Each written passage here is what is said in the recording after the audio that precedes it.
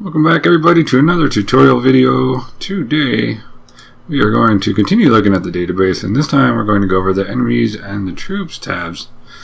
So let's get right into that. The enemies tab says data for enemies fought in battles. So this is actually where you create your opponent to the game, or whatever you're going to have. If you're going to have battles in your game, then the typical thing is of course monsters or whatever you want to call them, creatures.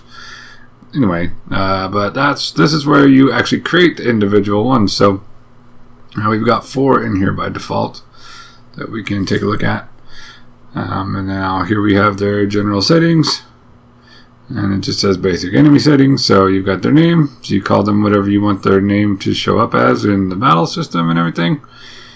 And then here you have their basic stats. Just like what we saw with weapons and, actors and classes and things like that. This is just their basic parameters of their max health, their max magic point, their attack power, their defense, their magic attack power, their magic defense, agility, and luck. So, their basic 8 stats, just like the characters have. And then here, rewards, this is what it says: experience points and gold earned for defeating this enemy. So, if you want your characters to gain levels in your game and, gain money or currency, whatever, then you can do that here for each, and that'll be for each one of these enemies that you defeat. So, you can set that up how you'd like. And then same here for drop items. It just says items and equipment earned by the party by winning a battle. So, whenever your party of characters defeats one bat, they'll earn these drop items, and you can set up to 3 things. So I'll just click in here real quick to go over these. It says the kind of the drop item, so the kind of item that ends up dropping, by default it's nothing. This just turns off the drop item spawning, so if you have it on none, they won't get any items from beating this this creature, this enemy. But you can choose either items, weapons, or armor. And then, whatever one you want for each of these slots, you pick between your existing items and weapons and things like that. And then from there, you have a probability box here that says spawning probability of the drop item. So, in other words, the percent chance that they'll get the item. So, if 1 out of 1 means 100% of the time they'll get it. 50% of the time is 1 out of 2. 33% of the time 1 out of 3, 25% of the time 1 out of 4, 20% of the time 1 out of 5, so on and so forth. In other words, the higher you go with this number, the less likely it is for the player to actually get whatever item it is that you set in here for them. Item, weapon, or armor. So that's more or less how that works. Over here, the traits, these are, some of the same things that we saw for anywhere else where the traits menu has shown up. But here, it's, talking a little bit about the traits just for this enemy. So there's some things that, maybe we haven't seen too much in the other areas yet, which is, the hit rate plus 95%, evasion rate plus 5%. And then again, they decide their attack element here is physical. We've seen that a little bit more, but we didn't see hit rate and evasion rate being modified too much before this point here. But here you can see that that's how it's set up for. I think all of these actually are set up that way. Yeah, they all are. So, and I think all that would do is just give the player a slight advantage, because if you figure 100% is default, then having it be at 95% for their hit rate means that the enemies might miss attacks more often than the player would, or that sort of thing. Same with and with the evasion rate, I'm assuming that they might. I'm not sure actually how that would work, because I think that'd be offsetting a little bit. But because I would think with the evasion rate plus 5% would mean that they evade 5% more of the time. So maybe it would work both ways. I'm not sure. But anyway, you can play around with these and modify them for each enemy in your game, and you may want to make an enemy that's like really hard to hit, so you could bump up the evasion rate or that sort of thing. Or maybe they don't hit very often, but when they do a lot of damage, like maybe their attack stats really high or something. Then you might drop the hit rate a little bit to like 80% or something, or 75 or whatever. Things like that you can play around with. But the main thing for enemies that's, besides these sections, the drop and rewards, the main thing that's pretty different for them is these action pattern sections down here. And here's where you can really add some things to make your battles or your encounters in your game, whatever. You can make them really more interesting by adding some different action patterns. And it just says list of enemy actions in battle. So by default, it's got one here for the attack. And this is pretty basic. That more complex enemies could do more things than just this, but just by default, they have a basic attack skill. The condition is always, and then this R, it's actually a rating. It says 5. So I'm actually going to double click on this just to show you a little bit more about this action menu here. It says skill and rating. It says basic action settings. So the skill, you get to choose what skill they're going to use here. And these are all the ones that are set up in the skills menu, of the database that we looked at earlier. So you can give them a basic attack, or you can give them dual attack, or ability to escape, or basically any skill that your characters have access to. Your enemies could potentially as well, if you choose to set that up for them here. And then this rating of 5, it says priority of the action. Of all actions meeting the conditions, the one with the highest rating will be the standard, and the one within 2 rating points of the standard will be used. Actions 1 rating point away will be used 2/3 of the time, and those 2 rating points away will be used 1/3 of the time. So if you had a rating 5 of attack and you had a separate thing set up for maybe dual attack with a rating 4, 2/3 of the time they might use the dual attack versus using attack. So attack will happen more often, but there's a pretty good chance of doing dual attack. And if you wanted to do double attack, for example, or triple attack or something, then you might make that a rating 3, which is 2 points away from it, and then it would have a 1/3 chance, according to how that works. So generally, you want to. I'm not sure why it only limits it to within 2 rating points. I'm not really sure about that. I thought that it. I wasn't sure that or wasn't aware rather that it worked quite like that. I thought it just did it based on higher priority, meaning much greater chance of doing it. Like I didn't think it would cut it off after 2 rating points, but I guess that's how it works. So if you had something like with a 1 rating, I'm not even sure it would even do it at all, like according to how this is saying it works, which that seems kind of strange to me, but whatever. So, so try to keep them within 2 points of your ratings for your items, or not your items, but your actions here for your enemies. So, and the gist of it is the lower numbers, so like the 3 in this case, you wouldn't have that happen nearly as often, so you might want to put that to your more, more devastating abilities, or, ones that will make it harder for the player to, progress through the battle or whatever. But then, setting that aside, this next section here, the conditions, this is where you can really get in and play with some stuff and make some pretty interesting encounters instead of pretty boring ones where it's just, they attack every turn and that's all they do and blah blah blah, and that gets pretty predictable and boring. And you can make things a lot more dynamic with this using these conditions here. And it says there's conditions for possible actions, so always just means possible as long as a specified action can be performed. So as long as they're not in some kind of state like sleep or paralysis or something where they're not able to perform an action, they'll always do whatever this ability is, that they always have access to it. But when you get down here into some of these, this is where it can get pretty interesting. So we have other options here. This first one is called turn. It says possible when the specified turn has been surpassed. Specifies the turn count with A plus B times X. So it says a simple, little formula there, but it says if A equals 1 and B equals 3, the condition will be met at turn 1, 4, 7, and so on.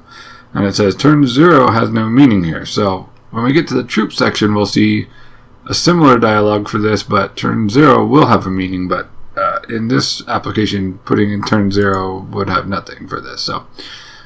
So here's what it's talking about: a plus b, so, and then times x. So it's basically, whatever this first value is. So the example that they gave was 1, and I think 3. Is that what it was? Pretty sure. Yeah. So my simpler way of understanding this is whatever you set for here is the first turn that it activates. So turn 1 would be the first turn, and then every 3 turns after that it would trigger again. So if you wanted them to, or you could change that number to like 2 or something. So, then it would be turn 1, turn 3, turn 5, turn 7. Each time you would add this value to, until it activates again, whatever value you put in here. So 1 plus 3 being 4, 4 plus 3 being 7.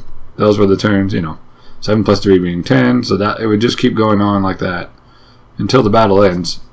So if you wanted to set something up to where, every 3 turns they do a special attack, like a, fire spell or something, that's how you could do that. And starting with turn 1 being the lowest, because as they said, turn 0 doesn't mean anything in this setting. So it has to be at least by starting at turn 1. But you could start it at, turn 5 or something if you wanted, and then every 3 turns after that, or however you, want to set up your skills for your game. And then the next option we have here is hit points. And let's see the tooltip here if it's going to give me one. There it is. It says possible when this enemy's hit points is in the specified range. So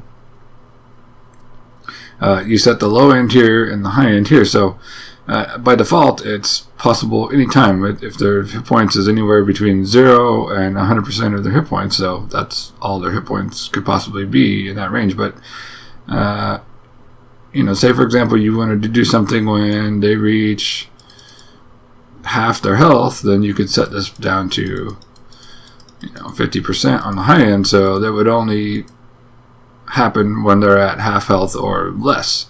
And then when that happens, maybe it gives your creature or enemy here access to a different ability that they didn't have. Maybe they could start healing themselves, or that sort of thing, or maybe a stronger attack when they're more desperate, or so whatever.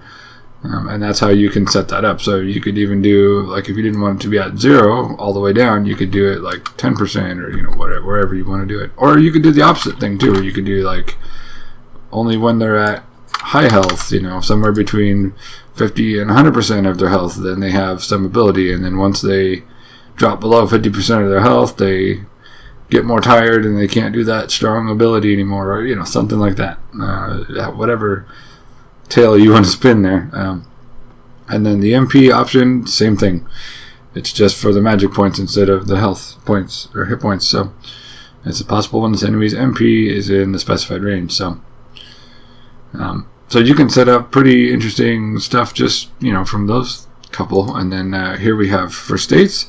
So this is possible when the specified state has been added to this enemy. So this is a pretty cool one too. That gives you a lot of stuff you can do. So if they're poisoned, then they might use a ability that removes poison, or that sort of thing. And then of course the other way to set something up like that would be, to set them up, like if you didn't want them to be poisoned, for example, if that was your goal here, you could set it up this way to where if they get poisoned, they use a ability to remove poison, or an item to remove, or something. Actually I think this can only be for skills. Yeah, just for skills.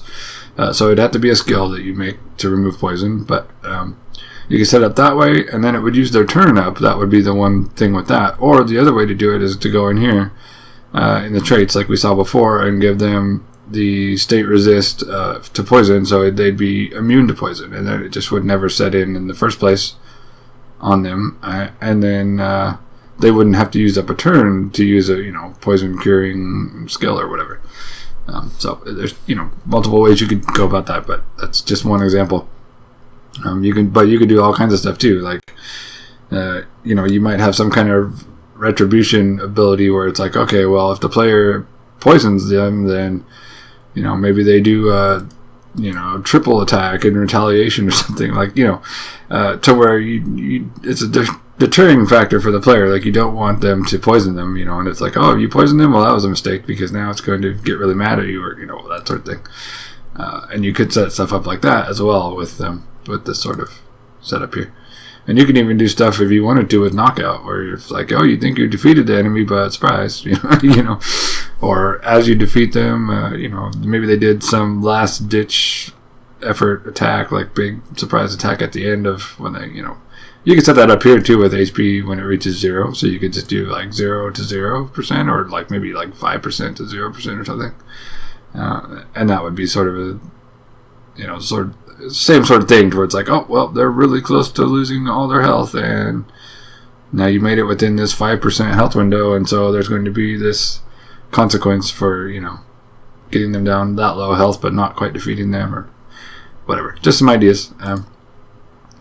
And then here, this next one, this one's kind of interesting. It says, possible when the party member's highest level is greater than or equal to the specified number. So, the reason I kind of like this ability, I'm not sure if this was even in the older RPG makers, but maybe it was. I just didn't know it. But this is pretty cool, because what you could do is you could make your simple bat enemy here, for example, maybe early in the game they're no big deal, it's just a simple enemy, and you're just trying to get the player used to the battle system and the whatever. But then once they come back at level, say 20 or higher, then maybe the bat will gain, some ability that makes it so they, heal themselves a lot, or maybe it'll give them some like really good defensive buff, like kind of like guard, but you'd probably want to make a separate ability just for it or something. But because you wouldn't want to have them not be able to act, because that's what guard does. It just kind of takes away their action for the turn. But something to where like you could make this encounter more difficult at that point. Once your player's party is stronger, then they would have a more difficult time, facing the enemy or whatever. And you could set stuff up like that if you'd like. So, and then finally here we have switch. So this is something you could control. Let me just see what it says on the tooltip here.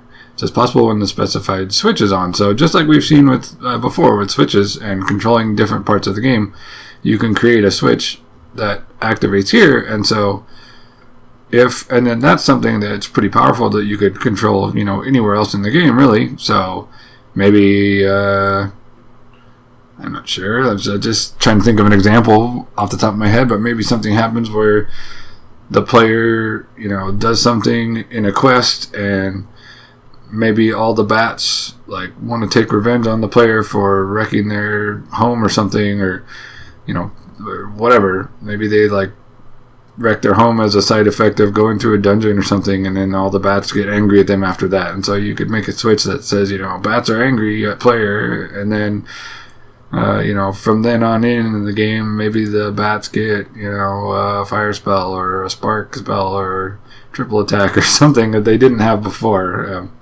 and they wouldn't have had if the player hadn't have gone in that dungeon and wrecked their home or whatever. So that, that's just kind of an example at the top of my head, but you get the idea. You can control things with however you would like in your game, and it would modify your encounter experience. So that's the gist of what you can do. And there's quite a bit. That's quite a bit of power and capabilities that you have there to really make some interesting battles, especially when you start combining things like the rate at which, probability at which they will use certain abilities, and the different conditions to which they'll trigger and things like that. So and there's quite a bit of control that you have here just in this single action patterns section. So let's just briefly look at these other ones. I think they all just have mostly the same stats except for the health. Yeah, it looks like their max HP is the only thing that really goes up. And again, this is just because these are just the example ones. In actuality, you'd probably want your Minotaur to have more attack power and defense than your slime or your bat or those sorts of things. But that's for you to set up on your own, and same with the attacks and things. So that's Oh, and one more thing I guess I didn't look at is if you double click on the image here, there's actually quite a few, starting with once you get past all this actor section here, you can see there's all these different character sprites, or enemy sprites I guess I should say, graphics. So these are all ones by default that are in here. You don't have to use these names obviously, but there's big creatures like this behemoth one that you could use for like a boss battle or something, or there's all sorts, and this is just where you choose what your enemy characters are going to look like. And by default these ones are all included with RPG Maker, so you can use all these and change whatever you like. And then there's this hue option down here, which is pretty cool. It says adjust the hue offset for the image, so it's kind of a nice way to make it look a little different. So if you don't want to use like this particular look or something, actually let's look at the behemoth guy because it's pretty big. So if you don't like the way that one looks, you can just grab the slider, or you can use the arrows over here, or type it into the to the box here. But the slider is usually easier for me to just kind of visualize, and then you can see as I move it over, the number increases in the box and the colors totally change about the the image there. So maybe you didn't like this default color of blue and brown and green stuff, but you like maybe a purple one, or and you can just kind of see as you go through it, it just goes through a spectrum of the visible colors, and it kind of slowly blends, and eventually you go all the way to the 360 being the maximum amount, and it's back to where it started, way over here at 0 pretty much. So you can it's one way you can modify how your game presents these characters, even though they're the same default ones that everybody has access to. You can, maybe everyone wouldn't know about this little hue option in here, or wouldn't notice it, and then they could miss out on the fact that they could have a green and yellow one of these behemoths, or a blue and purple one, or that sort of thing.